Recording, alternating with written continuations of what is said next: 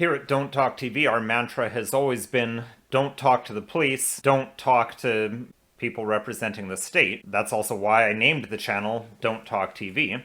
But there's more than one way that you can talk to the state. One is to actually speak to a police officer, but another would be by not safeguarding your privacy. So today on Don't Talk TV, I want to talk about the importance of safeguarding your privacy and a few ways that you can do that.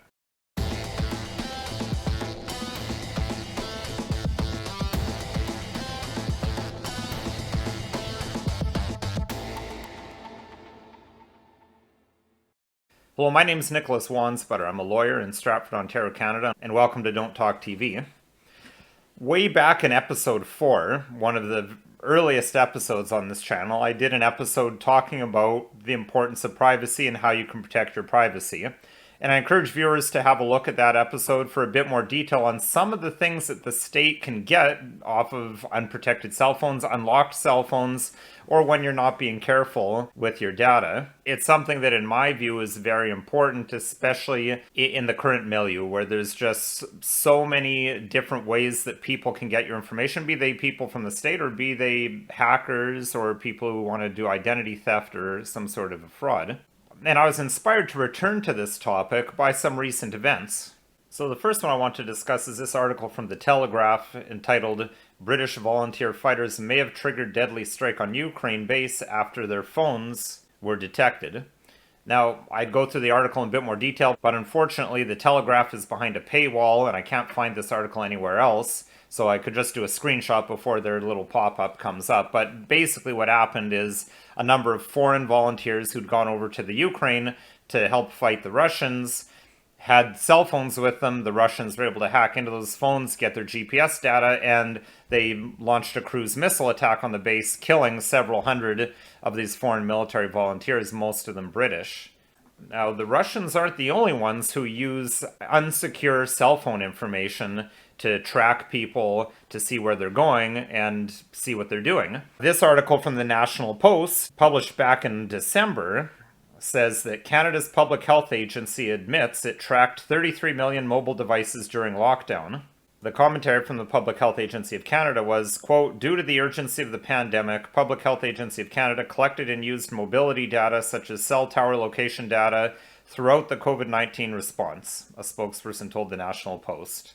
And they used the data to evaluate the effectiveness of public lockdown measures and allow the agency to, quote, "understand possible links between movement of populations within Canada and spread of COVID-19, the spokesperson said.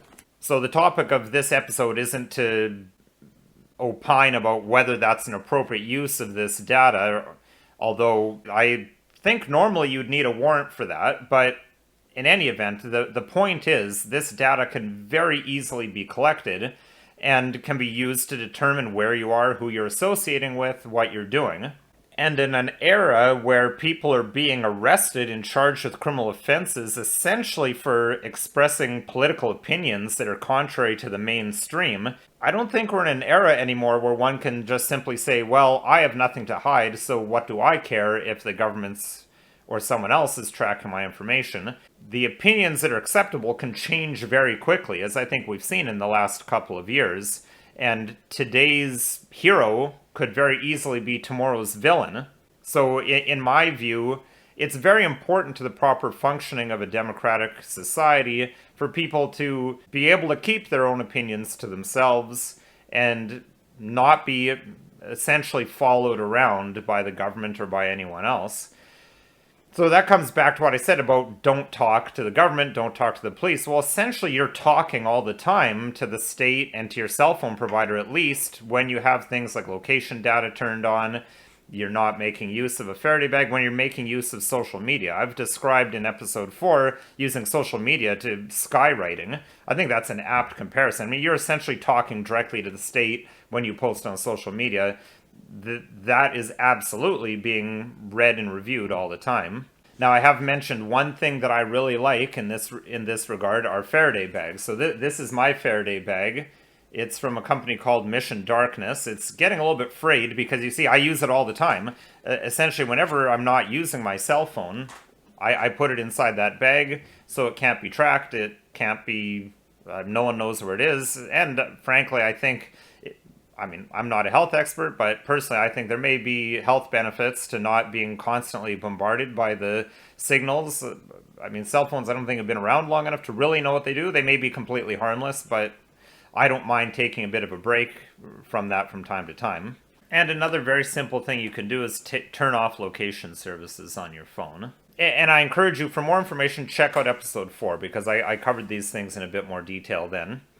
This video is not legal advice. If you need legal advice, you can call a lawyer or call myself. My phone number and my website are listed below. And again, I have to pump the new website. Please have a look. I think it looks a lot better than the one I used to have, which was about 15 years out of date. If there's any show topics you'd like to see me cover, please leave a comment in the comment section or send an email to the email address listed below. And if you found this video at all interesting, helpful, or informative, please consider liking, sharing, subscribing, and following us on social media.